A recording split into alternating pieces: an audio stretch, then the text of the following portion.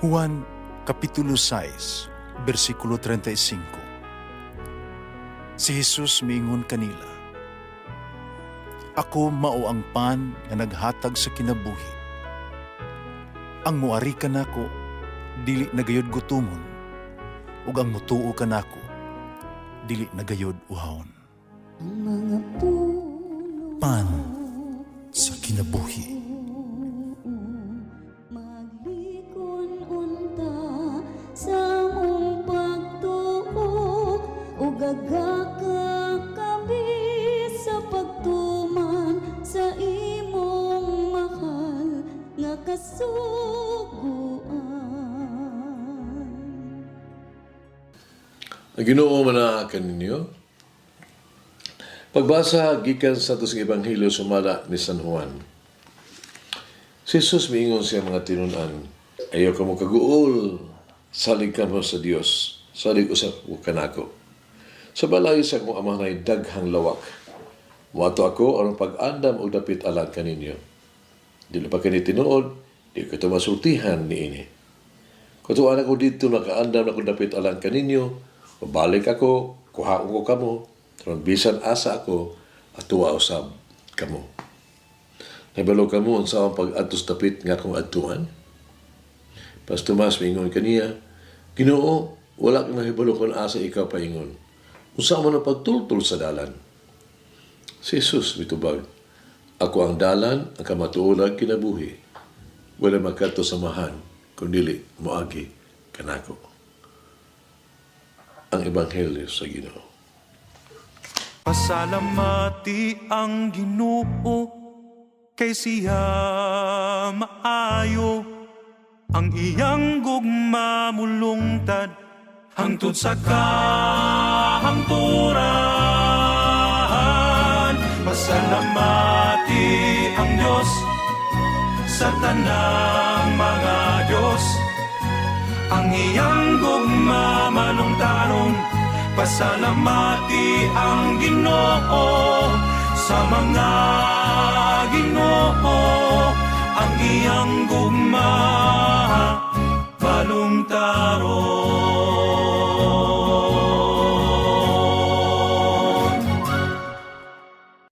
May cancer ka. Kini mga pulong di lang ni dili lamang kini makapakurat kundi makahatag ka na to ka kakulba sa kasing-kasing sa usa bisag kinsa lipas usa ka pasyente dili sayon kung ikaw matakbuyan ning klase sa sakit nga daw walay nay kaayuhan, death sentence. Ang uban mga pasyente dili ito makalahutay. Siya mahimong makasinati og dako nga depresyon o sa katapusan mapilde gani sa pag-away batok sa sakit. Pangkon ang kinabuhi sa usa ka tawo bug-os nga gitugyan diha sa kamot sa labanhaw nga Ginoo nga si Jesucristo, bisan og ang physical ang lawas, kahimtang sa lawas mamahimong nga malaglag sa sakit, ang espiritu mahimong magpabilin nga madaugon. It will overcome. Ang pagbasa sa Ebanghelyo karong adlaw may tinubdan sa paglaom o inspirasyon. Ang Ginoo nagpahinumdom sa mga tinunan nga dili ito mabalaka ang ilang mga kasing-kasing. Magbaton sila pagtuo sa Dios. Magbaton sila pagtuo diha kaniya. Si Jesus mao ang pagkabanhaw ug ang kinabuhi. Bisan kinsa nga mosalig kaniya, bisan kinsa dili gid siya mamatay kundi mabuhi. Kini mga pulungan ni Jesus nagpasalig ka nato nga bisan pa ang atong lawas mahimong masakiton pag-ayo. Ang atong espiritu magpabiling ligon kung ang ato ang huptan, ang ato ang pagsalig sa walay kondisyon nga gugma sa Dios.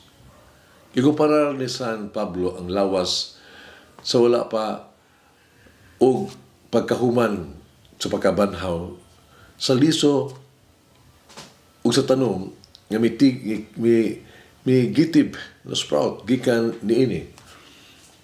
Siya miingon, ang gipugas sa yuta madunot. Ang ubangon dili na madunot. Ang gipugas walay kadungganan. Ang ubangon mahimayaon. Ang kahuyang gipugas. Ang kusog mubangon. Ang natural nga lawas gipaubos. Pero ang espirituhanon nga lawas moabot gyud mapataas. Limitado ang kanser o bisan unsang gigahadlukan nga sakit. Dili kini makapugong sa gugma. Dili kini makapahuyang sa paglaom. Dili kini makadaot sa pagtuo. Dili kini makapalong sa kalinaw. Dili kini makaguba sa pagsalig. Dili sa kini makapadala sa panaghigalaay. Mingon na tumuwang ato ang paghigalaay. Dili kini makapugong sa antong pagsalig sa Dios. Dili kini makadugmok sa Espiritu.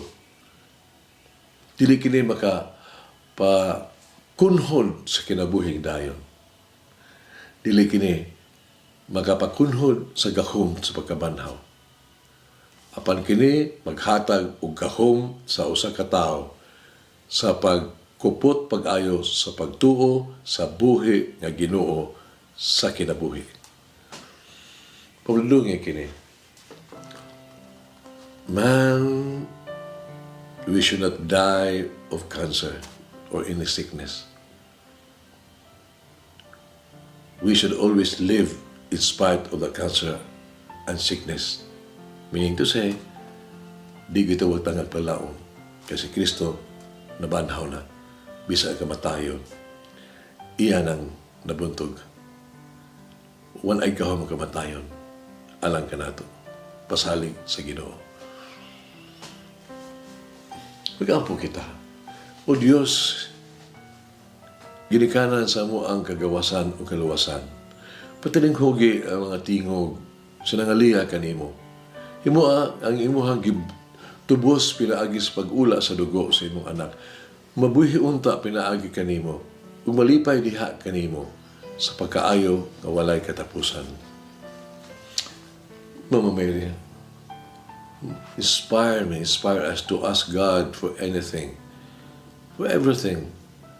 Nga unta, according to His will, sa iya kabubuton, nga mo matuman, ug ang kalinaw, maapot sa mong kasing-kasing kinabuhi. Mulangin ang Diyos magagawa sa tanan, Ama, Anak, Espiritu Santo. Amen. May the Lord of the divine mercy bless us all, heal us from all diseases and suffering. Ayun unta niya kita, tanang mga sakit na sa lawas o sa kalag, body and soul. In the name of the Father, the Son, and of the Holy Spirit. Jesus, I trust in you. Amen. Whoever eats the bread of life will never hunger, says the Lord.